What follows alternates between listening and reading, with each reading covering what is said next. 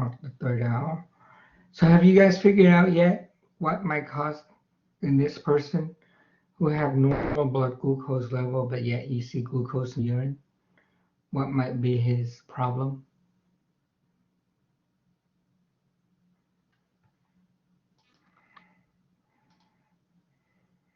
Nobody?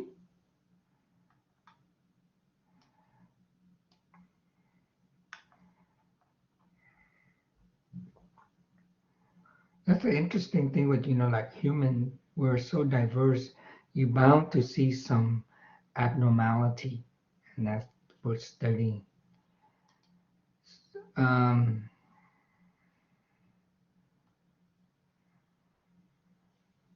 oh, it disappeared. All right. So what happened in that person is that it's called renal diabetes. Okay. In renal diabetes, what happened is that um, there are people who are born so that at the proximal convoluted tubule, PCT, the GLUT receptor is defective. Right? And so they don't have glucose receptor, or it doesn't uptake as much of glucose as it should be. So consequently, glucose end up in the urine. It's known as renal diabetes. Okay. So to constantly losing a lot of glucose, you have to eat a lot to maintain your blood glucose high.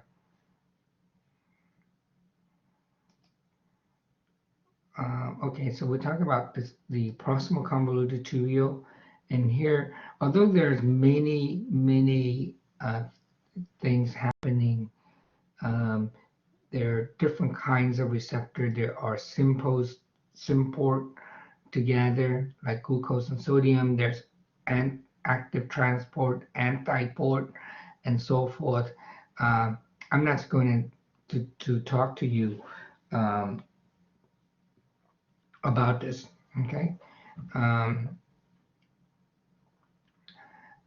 Just to note that at the brush border here, this will be the tubular fluid, and the tubular cells here is involved in symporter of sodium and glucose together, right? And involving antiport where it import glucose and they get rid of sodium, right? This process known as transcytosis, and this is parasitosis between, right? But all that reabsorption is into the peritubular capillary. You can see that. And the peritubular capillary will have a lot of colloid osmotic pressure. So this is facilitate this reabsorption. If anything, here's an interesting thing to think of, okay? Which is this is very similar to the system that you see in the cerebrospinal fluid. And what is the most powerful stimulus of the increases the respiratory rate is the hydrogen ion in the cerebrospinal fluid. Okay, it's the acidity. But hydrogen ion does not transfuse, does not diffuse directly through the cells that is lining the ventricle that help forms as the cerebrospinal fluid. Okay. In fact, what get absorbed to is carbon dioxide. Carbon dioxide is passed through the blood-brain barrier easily. Okay, carbon dioxide, not the hydrogen ion. So similarly, the carbon dioxide is passing through these tubular cells very easily, right? But where does this carbon dioxide come from? Well, it's come from bicarbonate, which is part of the blood, right? Part of the tubular fluid. It can react with hydrogen ion to form carbonic acid and breaks it down to bicarbonate, right? And once the carbon dioxide get inside, again, the presence of the carbonic anhydrase in the brush border or within the tubular cell, that carbonic anhydrase breaks that down to the bicarbonates and hydrogen ion, and the hydrogen ion is being released into the tubule, right? And then the bicarbonate get reabsorbed into the blood. And so this is the reabsorptions of the bicarbonate, not directly, like you would think you go like that. Okay.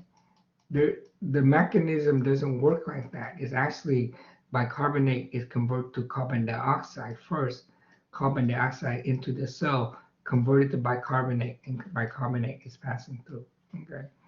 So this is allow for should you need bicarbonate, the kidney can actually reabsorb more bicarbonate, for example. So the kidney can actually make this bicarbonate for the blood, if you will. Okay. Um, so when someone who is so one of the reasons that the kidney able to regulate your blood pH in the body, and that is if you develop acidosis, for example, uh, physiological pH 7.35 to 7.45, but it's like 7.2, 7.1, 7.2, that's acidosis, either due to respiratory depression or say anaerobic respiration, too much lactic acid, or breakdown of beta oxidation fat, and you get ketone body. Very typical of people who have diabetes, they have ketone body. So anyway, acidosis, right? If you have acidosis, one of the ways that the kidney can get rid of the hydrogen ion is to secrete it out directly, right? And it's going to reabsorb bicarbonate. On the other hand, if you are developing alkalosis, what the kidney does is that it's going to make more, reabsorbs more um, bicarbonate, reabsorbs bicarbonate, okay? And see the chloride, chloride shift right here. So it's going to reabsorb typically bicarbonate, and then therefore allows us the hydrogen ions to flow out.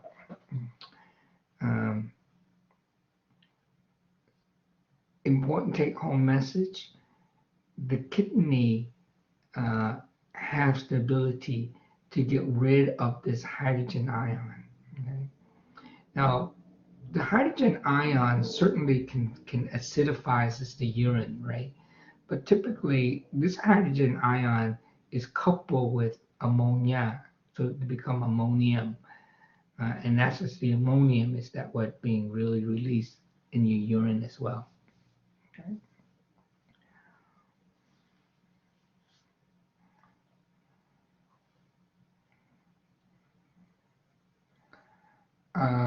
Okay, so continue on. Tubular secretion, right? So we're talking about now the third process from the peritubular capillary into the loop. Okay, so waste removal from the peritubular capillary. What can be secreted?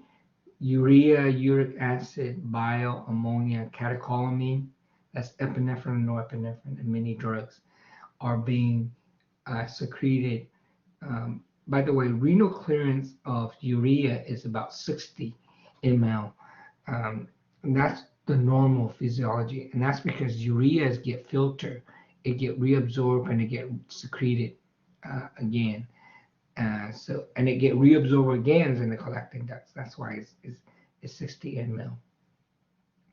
Acid and base balance, secretion of hydrogen ion and bicarbonate ions if need to regulate the pH. but its major function is for water conservation, if you will. So the ADH is really work on the distal convoluted tubule to stimulate it to take back sodium, and then water will follow. Oh, sorry, ADH is antidiuretic hormone, is to stimulate the cell to make water channel, so then you can take back the water. Okay. All right. Are there any questions so far? Okay.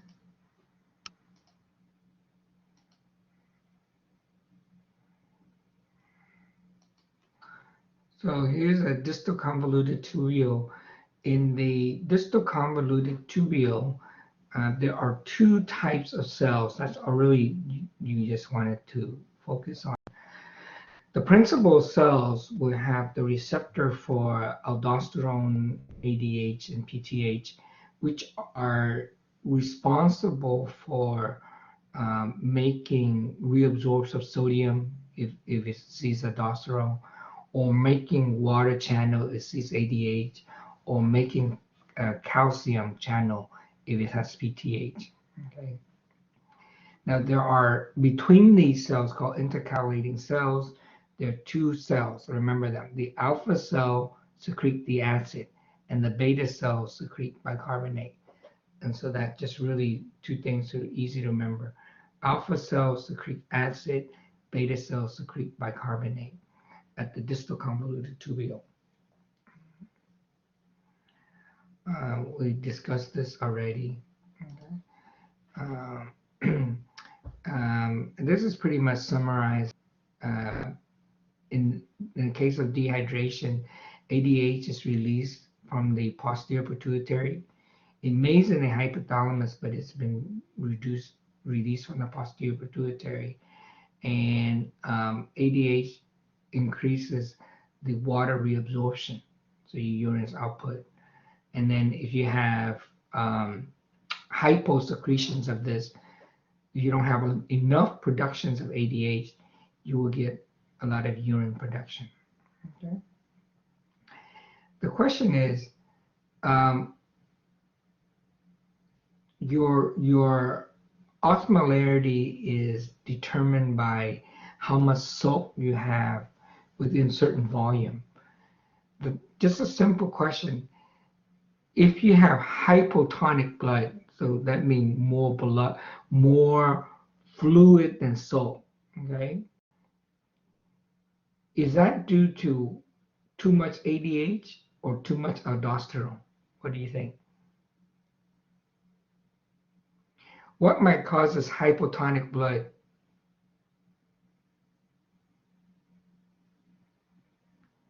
No response. Too much ADH? Yeah, too much ADH, yeah. What happened if you have too much aldosterone?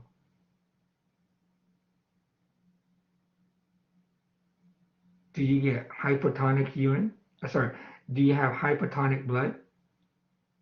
Because aldosterone will stimulate sodium.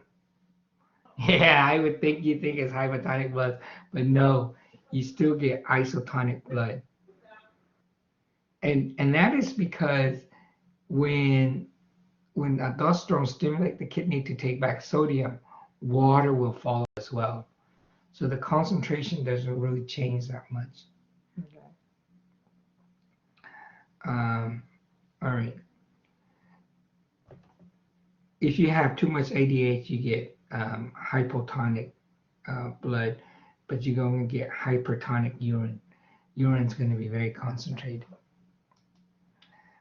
All right. I talked to you. Well, I think I talked to my lab student what ANP is. ANP stands for natriuretic peptide. Okay. Natri stands for sodium, for natrium. Na positive is sodium. Okay. That's sodium. Now, sodium in the urine peptide. So typically, if you have hypertension, right, blood pressure is too high, Uh, venous return goes to the heart. This is going to stretch it, right? The heart is going to put out ANP. That's, and ANP will stimulate the kidney to get rid of the sodium. If you get rid of it, water will follow. And then your blood volume decrease, your blood pressure decrease. Okay? So increase in blood pressure stimulate the right atrium to put ANP. ANP promotes sodium and water excretion, increases the urine volume, decreases in the blood volume, okay? Thereby decreasing the blood pressure. Our blood pressure drop. PTH, remember, is trying to increases your blood calcium level, and it basically stimulates calcium reabsorption. In doing so, it's excreting phosphate reabsorption, decreases it. Okay.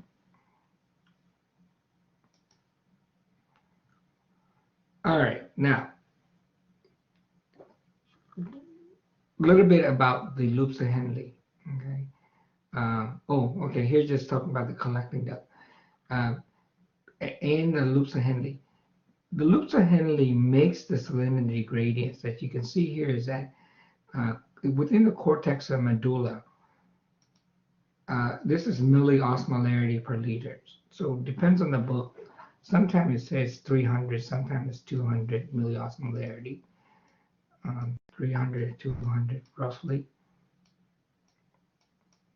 Okay. But as you go deeper into the medulla, you can see how it increases the salt. And so because you have so much salt outside, the urine in the collecting duct is losing this fluid. So if you have a higher salinity gradient, right, the more urine can come out. Okay. In human, it's only up to 1200 milliosmolarity, but in the desert kangaroo rat, it can go up to 2000. So that's why they're able to take back all the waters in the urine. And then you get concentrated urine. Okay. Typically it's about 6 times more, here's say 4 times. But yeah, roughly. Note that just the salinity gradients, it's higher as you go deeper into the medulla.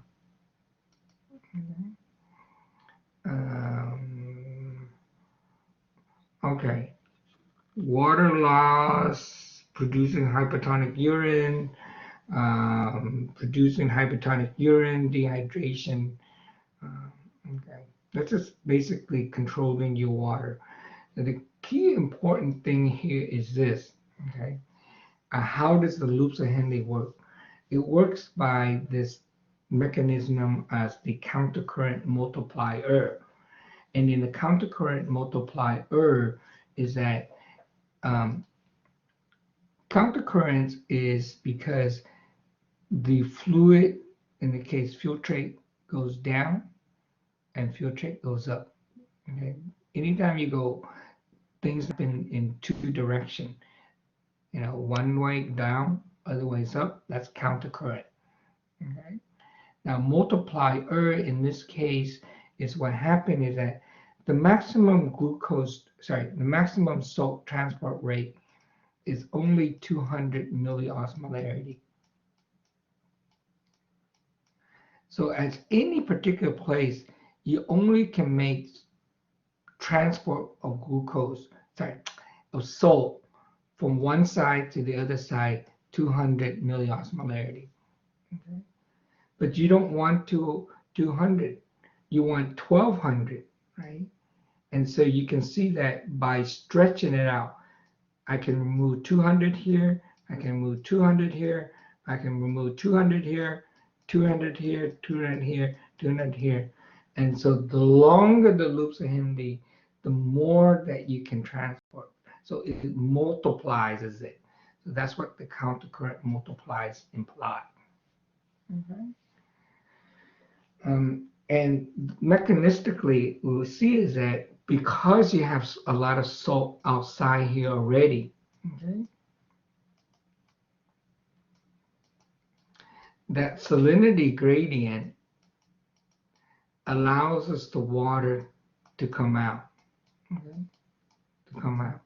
And it's pretty much equivalent to what is in the filtrate. Whatever is in the filtrate, it's whatever is in the extras outside the loops of Henle is equivalent. So the filtrate certainly will get concentrated as it goes deep into the medulla because it's all the water had been flowing out everywhere, right? And so in the descending loops of Henle, the filtrate will get concentrated.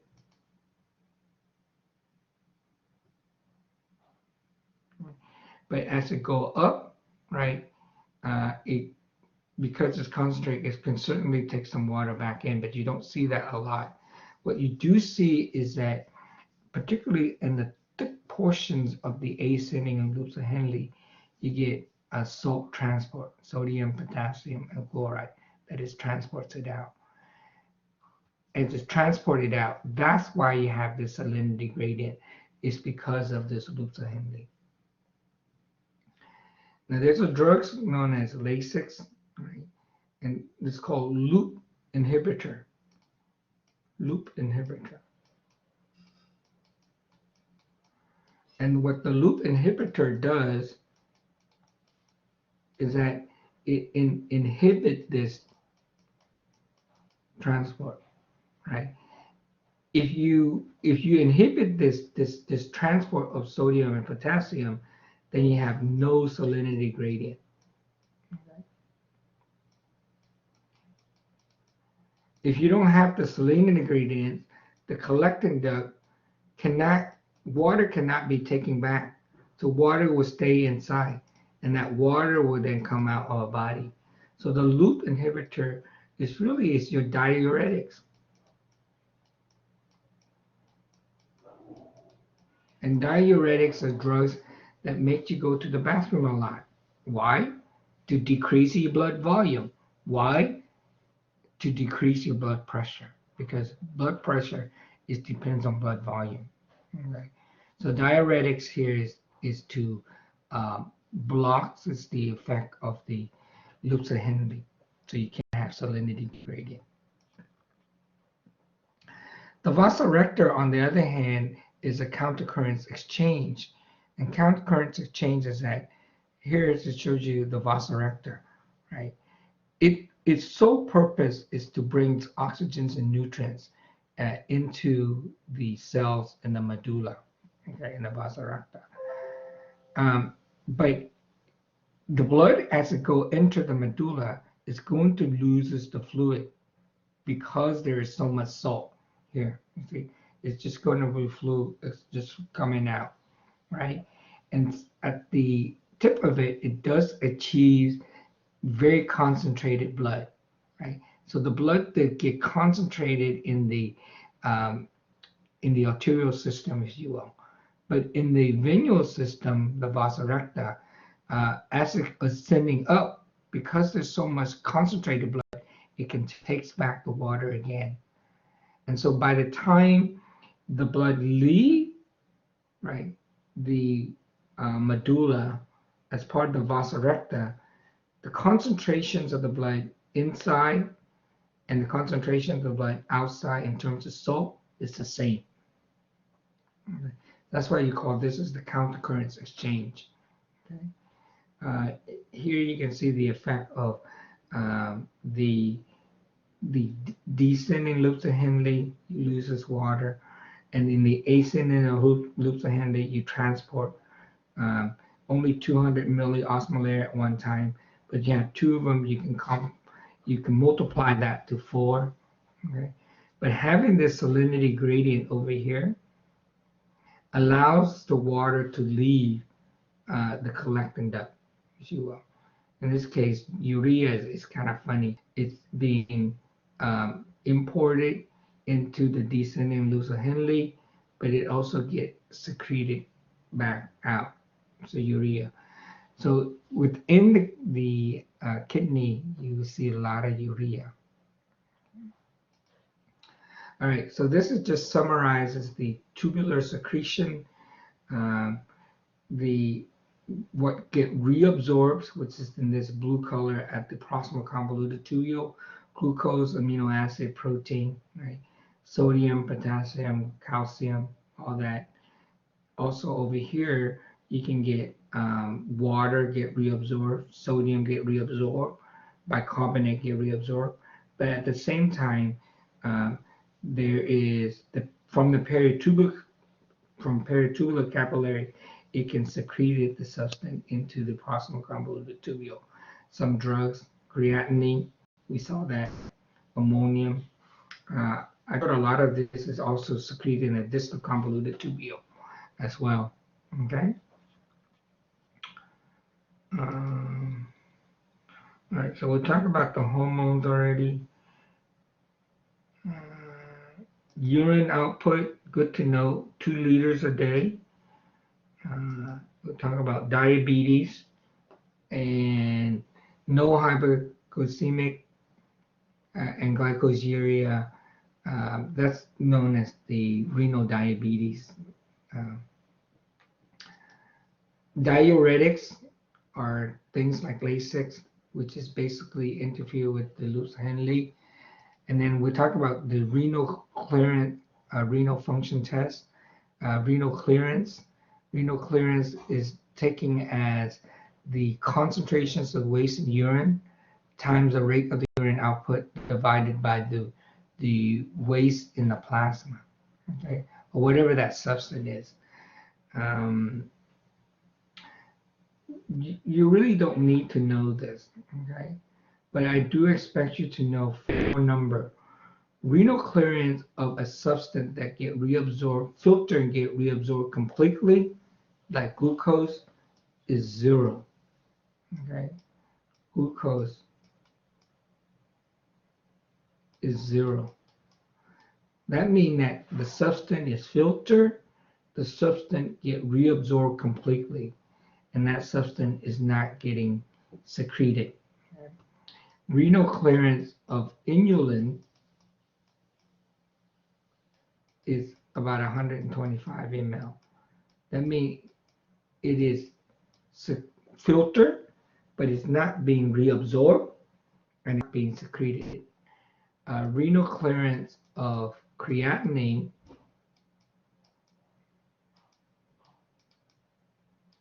is 140 ml.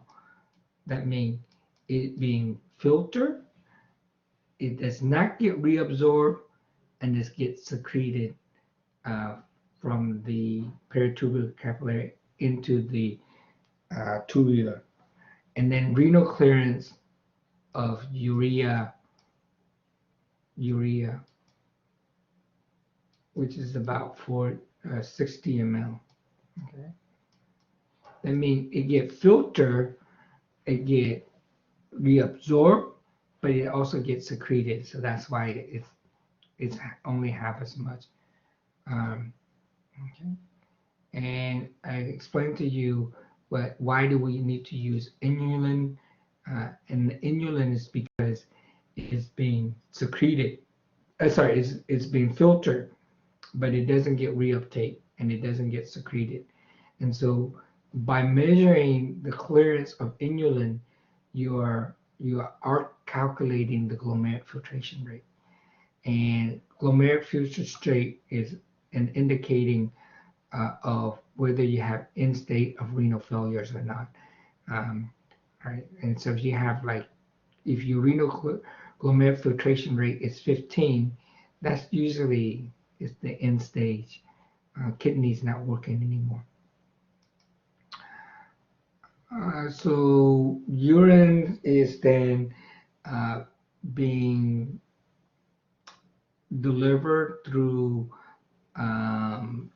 peristalsis, brought down to the urinary system via the ureter, by this peristaltic wave into the urinary bladder, where you will stores the urine. And notice these, there are two sphincter, the internal and the external sphincter, that regulate when can urine be void. Okay.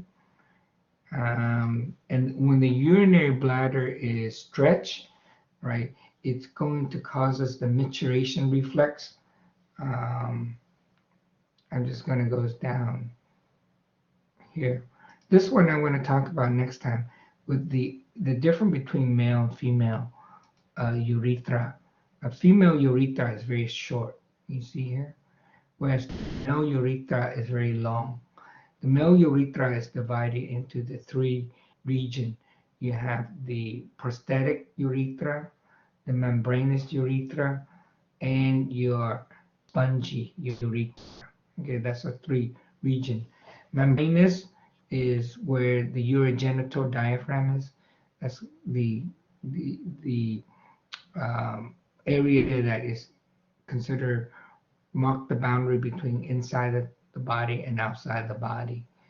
You can see also the two sphincter, the internal sphincter and the external sphincter, which is almost the same area as the membranous urethra. Okay. And notice at the base right here, next time we're going to see that's the bulbar urethra gland, also known as the Cowper gland, and it secretes the substance to lubricate the urethra, if you will. And that's what the accessory glands of the male urethra.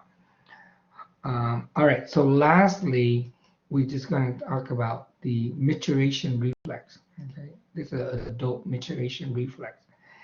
And what this does is that it just shows you that if the urinary bladder is stretched, right, there's a sensory information stretch receptor what comes in, and via the parasympathetic nervous system. Okay, so parasympathetic nervous system is the autonomic nervous system. It has the dual synapse system, so that typically the preganglionic fiber you see here is long and the postganglionic fiber is short. In the sympathetic nervous system, actually it's the opposite. The preganglionic fiber is short and the postganglionic fiber is long. So this is your preganglionic fibers. Right here it's a ganglion. The sensory information from that stress receptor is going to go up to the pons, right, where it houses the maturation reflex, and then it actually will send the signals down, right, sends the signals down through here to causes the right here, causes a detrusor muscle right here to contract, if you will, and thereby emptying the urinary bladder. But at the same time, through the by the learning process, you can cause these external urethral sphincter to hold it. That's a voluntary, okay, voluntary. The internal is the involuntary. That's just basically when the detrusor muscle contract, the internal urethral sphincter open. But you learn that you don't to avoid that in the classroom, so you learn how to hold on to this by the external urethral sphincter. That's the voluntary one. The internal is involuntary, and that is due to this pudendal nerve, okay, which is the somatic motor nerve.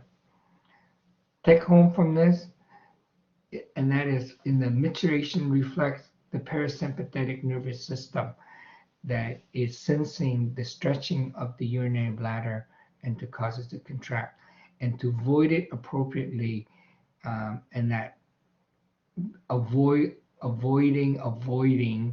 is through the pudendal nerve, okay, that causes the external urethral sphincter to constrict, and so that you can hold it. All right, so I'm going to end it there. Is that okay? And we can start with the male and female reproductive system next week. I'm going to stop the recording here.